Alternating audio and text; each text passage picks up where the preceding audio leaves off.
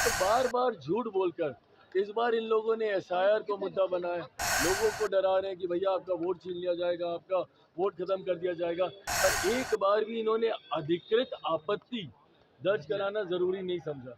अगर ये मुद्दा आपको लगता है कि इतना ही ज्वलंत है, और अगर आपको स्वतंत्र संवैधानिक संस्था, अगर आपको चुनाव आयोग पर भी भरोसा नहीं है, तो प्रभु चाहिए तो एक बार कम से कम न्यायालय सुप्रीम कोर्ट जाइए, वहां पे जाकर आप अपनी शिकायत दर्ज कीजिए।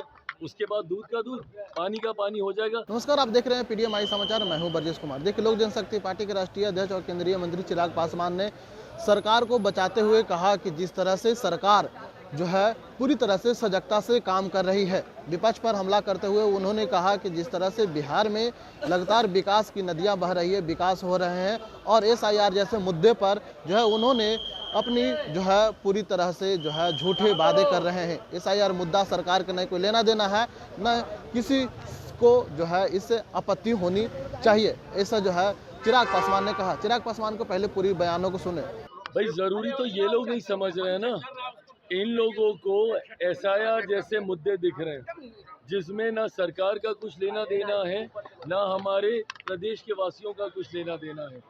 चुनाव हमेशा इन लोगों ने भ्रम फैलाकर लड़ने का काम किया है। आप देखिएगा कि विपक्ष की ये रणनीति का हिस्सा बन गया है कि जब जब चुनाव आएगा तो एक फॉल्स नैरेटिव सेट किया जाता है, भ्रम फैलाया जाता है, डराया जाता है।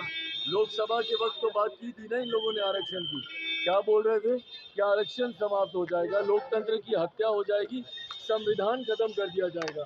आज 1.25 साल से ज्यादा होने को आया है मेरी केंद्र की सरकार को बने हुए। आप बताइए, प्रधानमंत्री नरेंद्र मोदी जी के नेतृत्व में किसका आरक्षण छीन लिया गया, कहाँ का संविधान खत्म हुआ, या किसकी कहाँ की लोकतंत्र की हत्या कर दी गई। तो बार बार झूठ बोलकर इस बार इन लोगों ने एसआईआर को मुद्दा बनाया, लोगों को डरा रहे हैं कि भैया आपका वोट छीन लिया जाएगा, आपका वोट खत्म कर दिया जाएगा। पर एक बार भी इन्होंने अधिकृत आपत्ति दर्ज कराना जरूरी नहीं समझा। अगर ये मुद्दा आपको लगता है कि इतना ही ज्वलंत है, और अगर आपको स्वतंत्र संवैधानिक संस्था, अगर आपको चुनाव आयोग पर भी भरोसा नहीं है, तो प्रभु चाहिए तो एक बार कम से कम न्यायालय सुप्रीम कोर्ट जाइए, वहां पे जाकर आप अपनी शिकायत दर्ज कीजिए। उसके बाद दूध का दूध, पानी का पानी हो जाएगा। पर सिर्फ झूठ बोलकर भ्रम फैलाना और लोगों को डराकर वोट हासिल करने की सोच, ये रणनीति गलत है।